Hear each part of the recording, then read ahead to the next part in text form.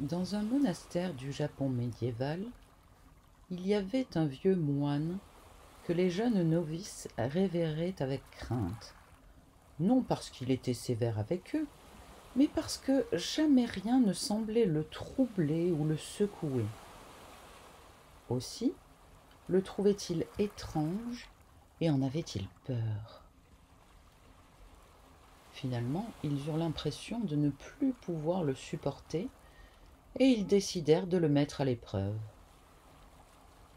Un sombre matin d'hiver, alors que c'était le tour du vieillard de porter le thé votif dans la salle du fondateur, les novices en bande allèrent se cacher dans un coin du long et tortueux corridor qui y menait. Au moment où le vieillard passa, ils sortirent hurlant comme une horde de démons. Sans trébucher d'un pas, le vieillard poursuivit tranquillement son chemin, emportant précieusement le thé. Au prochain coude du corridor, il savait qu'il y avait une table.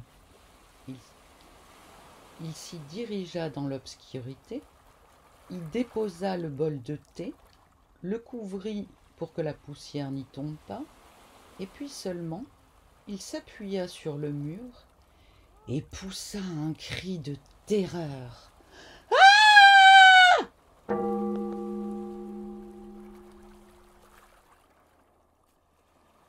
Un maître zen qui racontait cette histoire l'a commenté de la sorte.